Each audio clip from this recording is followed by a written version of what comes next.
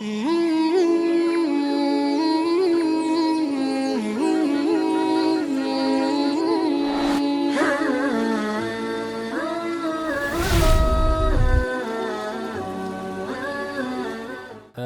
کے مقاصد، ظاہر ہے کہ آدمی زندگی میں جو بھی کام کرتا ہے تو وہ ریزلٹ اورینٹڈ اپروچ کے ساتھ کرنا چاہیے.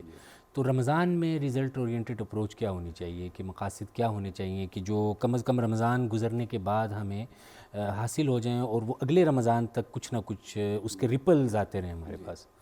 اس میں یہی ہے، قرآن کریم نے کہا کہ وَمَا مَنْ خَافَ مَقَامَ رَبِّهِ وَنَهَى النَّفْسَ عَنِ الْهَوَىٰ فَإِنَّ الْجَنَّةَ هِيَ الْمَأْوَىٰ، کہ دو کام کر لیے اگر تو جنت مل جائے گی.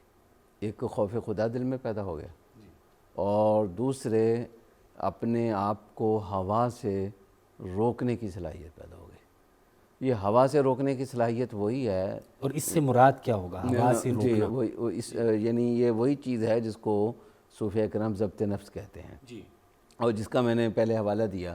حضرت جابر رضی اللہ تعالیٰ عنہ کو رسول اللہ صلی اللہ علیہ وسلم نے فرمایا کہ وَكُلَّمَا اشْتَرَيْتَ شَيْئًا اشْتَهَيْتَ شَيْئًا اشْتَرَيْتَهُ، کہ جو شوق دل میں آیا وہ کر لیا. نہیں، اس کے جو بھی آپ کرنا چاہتے ہیں پہلے اس سے سوچیں. آپ کے جو کام ہیں وہ آپ کے جذبات کے تابع کم ہوں اور آپ کے اصولوں کے تابع زیادہ ہوں. یہ ضبط نفس ہے، اور یہ نہى النفس عن الہوا ہے. آدمی کسی اصول ضابطے کے تحت زندگی گزارنے کا عادی ہو جائے، اور انسان کے جو جذبات ہیں وہ اس کے اصول و ضوابط پر حاوی نہ ہونے پائیں، یہ ضبط نفس ہے. اور یہ بھی رمضان کا ایک بڑا مقصد ہے.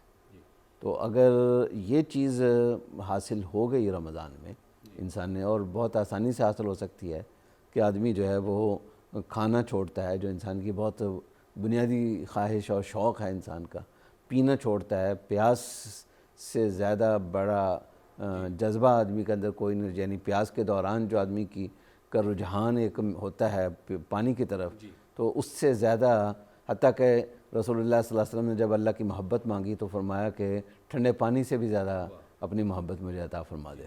تو اس سے معلوم ہوتا ہے کہ کھانا پینا یہ جذبات کی پیک ہے. تو جب ان کو کنٹرول کر لیا تو دوسرے جو جذبات ہیں ان کو کنٹرول کرنا تو اس کے مقابلے میں آسان ہونا چاہیے، بشرطے کہ یہ سوچ کر کھانے پینے سے بچے کہ میں نے یہ ٹارگٹ حاصل کرنا ہے شعوری طور پر. یہ نہ ہو کہ بس ایک روٹین پوری کر لی دیکھنے میں، تو پھر وہی بات ہوگی جو رسول اللہ صلی اللہ علیہ وسلم نے فرمایا کہ بھوک اور پیاس ہی اس کے ہاتھ میں آئے گی، کچھ اور نہیں اس کے ہاتھ میں آئے گا. وقت آج کل سب سے بڑا شاید، اور خاص طور پہ رمضان میں ہم دیکھتے ہیں ریلیکسیشنز ہوتی ہیں سرکاری اداروں میں، یونیورسٹیز میں، کالجز میں. ورک آورز کو تھوڑا سا وہ سکویز کر دیتے ہیں، کم کر دیتے ہیں. اور اس پینڈیمک میں خاص طور پر وہ وقت جو جانے میں لگتا تھا اب گھروں میں بیٹھ کر کام ہو رہا ہے، گھروں میں بیٹھ کے کلاسز ہو رہی ہیں. تو اصولی طور پر وہ جو وقت تھا اس کا مثبت استعمال ہونا چاہیے. لیکن ہم دیکھ رہے ہیں کہ اس پینڈیمک میں وہ لوگ بھی جو پہلے گیجٹس پہ اور سوشل میڈیا پہ اتنا وقت صرف نہیں کرتے تھے، وہ بھی بہت زیادہ اس کے اندر اب وقت لگانے لگ پڑے ہیں.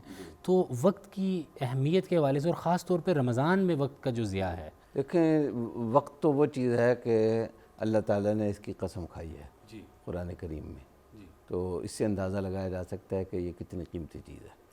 رسول اللہ صلی اللہ علیہ وسلم کا ارشاد ہے کہ دو نعمتیں اللہ کی بہت بڑی نعمتیں انسان کو ملتی ہیں، لیکن انسان کو چونکہ ان کی قدر و قیمت کا احساس نہیں ہوتا، اس لیے ان سے فائدہ نہیں اٹھاتا اور اس کی وجہ سے خسارے میں ہوتا ہے.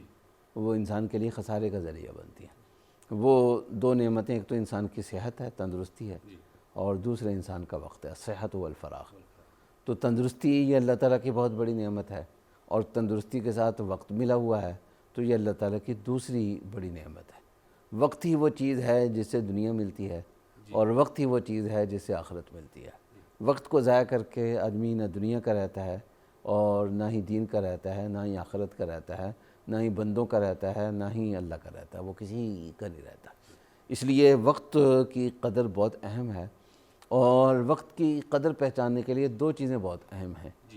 ایک تو پلاننگ، کہ آدمی کو آنے والے وقت کے لیے پہلے سے پلاننگ کرنی چاہیے، جس کو ہمارے صوفیہ کرام نظام الاوقات کہتے تھے.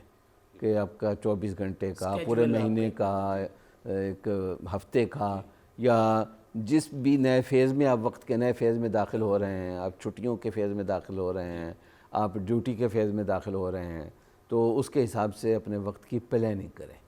اور دوسری چیز ہے قوت ارادی۔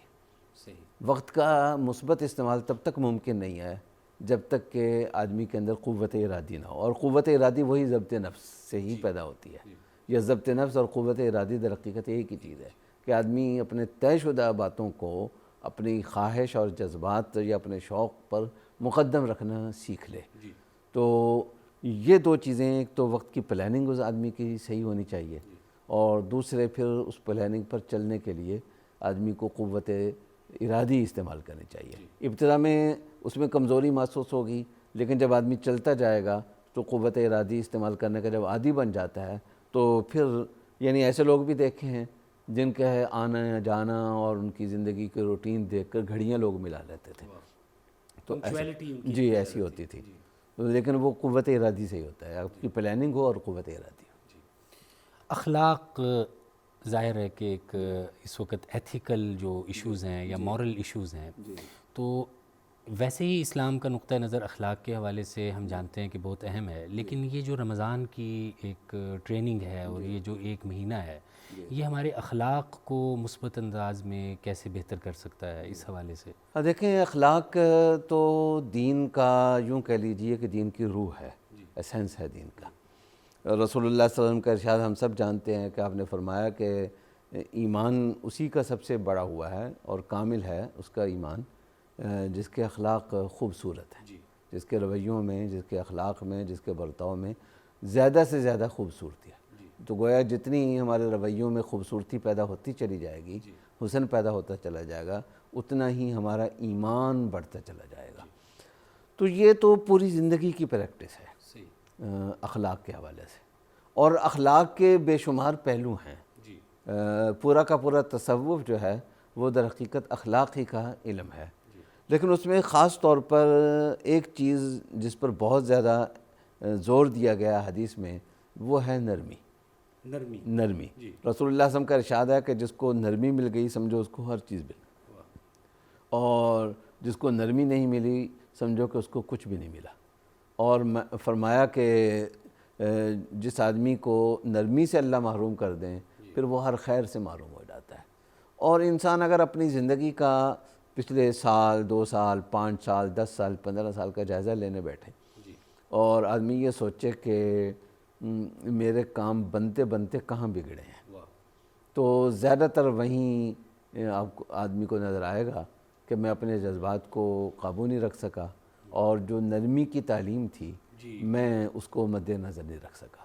تو اخلاق تو بے شمار ہیں، لیکن اخلاق میں خاص طور پر نرمی، اور نرمی میں بھی خاص طور پر زبان کی نرمی، سافٹ سپوکن۔ جی چنانچہ اللہ تعالیٰ نے یہ فرمایا ہے کہ میرے بندوں سے کہہ دو، سورہ بنی اسرائیل میں، کہ شیطان تمہارا کھلا ہوا دشمن ہے، ایسا دشمن ہے کہ اس کی دشمنی بیان کرنے کی بھی کوئی ضرورت نہیں ہے۔ اور وہ دشمنی کیسے پوری کرتا ہے، انسان کے ساتھ اپنی دشمنی کیسے نکالتا ہے، تو اللہ نے بتایا کہ ان شیطان ینزغ بینہم، کہ وہ پھوٹ ڈلواتا ہے۔ اور اس سے بچنے کا طریقہ کیا ہے، تو اللہ تعالیٰ نے فرمایا کہ وَقُلْ لِعِبَادِي يَقُولُوا الَّتِي هِيَ أَحْسَنُ، کہ اپنے قول میں زیادہ سے زیادہ حسن پیدا کریں، اپنے قول میں، اپنی گفتار میں زیادہ سے زیادہ خوبصورتی پیدا کریں۔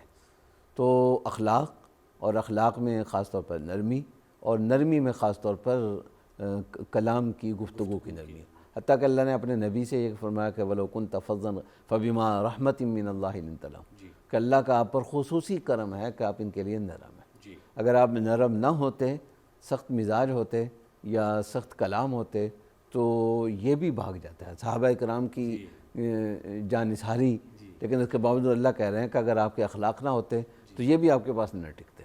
تو میں اور آپ کون ہوتے ہیں کہ ہمارے ساتھ کوئی جڑے، ہمارے قریب آئے ہماری بد اخلاقی کے ساتھ۔ ہم بہت شکر گزار ہیں آپ کے، آپ نے ہمیں وقت عنایت فرمایا، اور انشاءاللہ آئندہ بھی ہم آپ کو زحمت دیتے رہیں گے انشاءاللہ، اور آپ سے مستفید ہوتے رہیں گے۔